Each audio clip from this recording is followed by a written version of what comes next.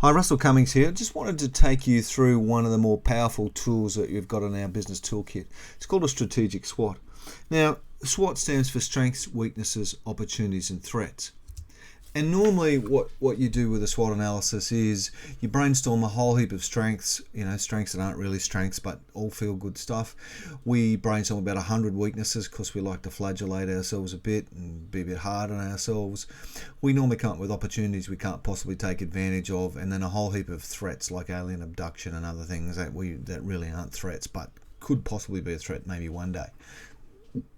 And then we do nothing with it. We normally put that SWOT analysis as an appendix on our business plan and say we've done one.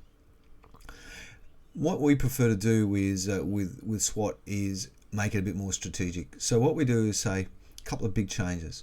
The first one is strengths and weaknesses are internal only. So we're looking within the company, within the business unit, the department, within yourself, whatever it is that you're looking at, and say, what are our real competitive strengths and weaknesses?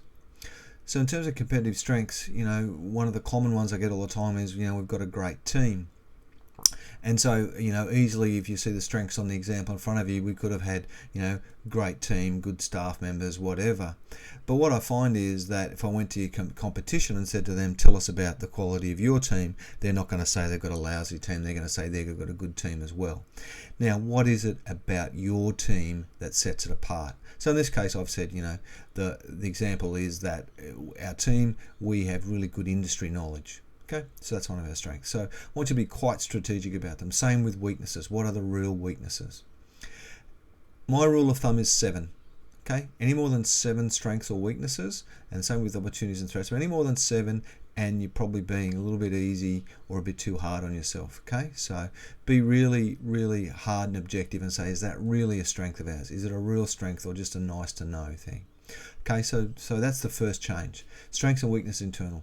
Now, opportunities and threats are external, and they're not the actual opportunity or the threat.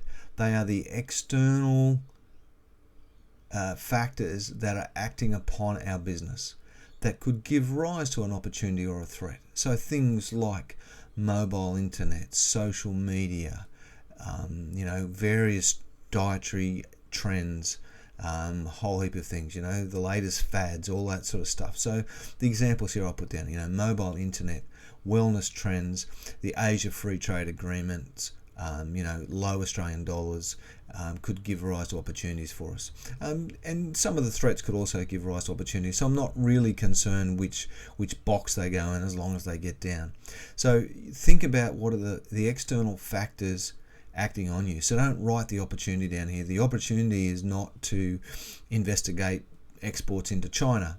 Yeah, that's an action that drops out of the opportunity, and the opportunity comes because we have a free trade agreement, or there's rising middle class demand in China, or whatever the external factors you are. And now you may want to do something like a pest analysis to give you some coverage of the factors. So pest analysis is political, economic, social and technological factors. So you can look at those. So that simple pest analysis can help you if you're struggling to come up with any of the factors.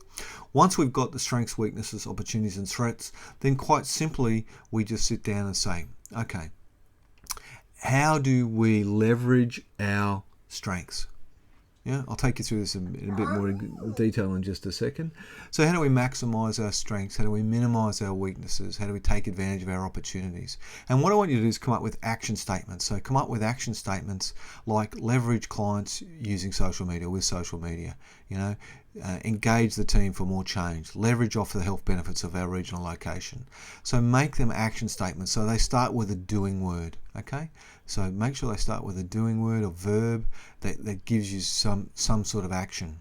Okay, so we're going to come up with a series of actions. What we can then do is group those actions into like areas, and if you've got enough of them, you can give that area a name. So we group them into a whole heap of things, and they're typically, around marketing, efficiency, people, customers, finance, whatever. So there you get some easy things. You can give that a name.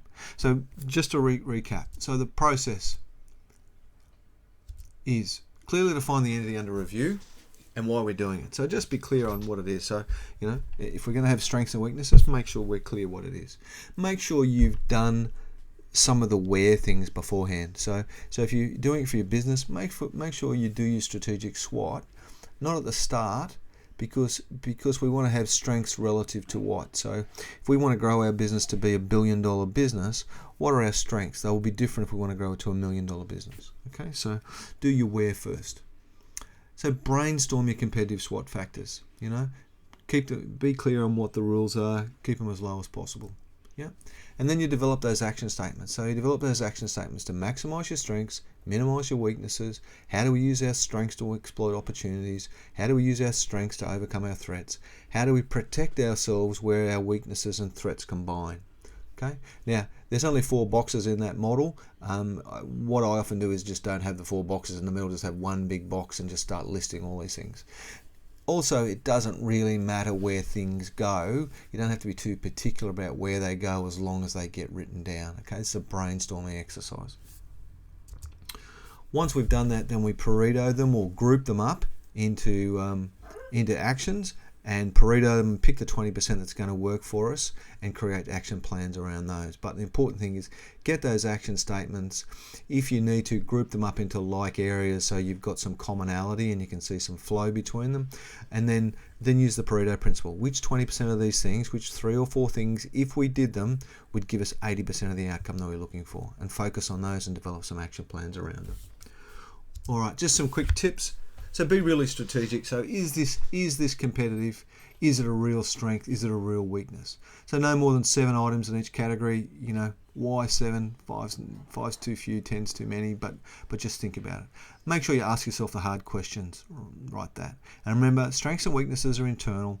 Opportunities and threats are the external factors acting upon the under examination. They're not the actions you'll take, because you're going to brainstorm those actions. Okay, so really, that's enough for strategic SWOT. It's a very powerful tool. Practice it and use it. You can use it in a variety of situations, but it's a great tool when you want a group of people or just yourself to understand, when you understand where we're going to go and you say, what are our strengths and our weaknesses relative to that target or that objective for our business? What are the opportunities and threats that are going to act upon us? And therefore, what are the actions we're going to take to address our strengths, weaknesses, opportunities, and threats?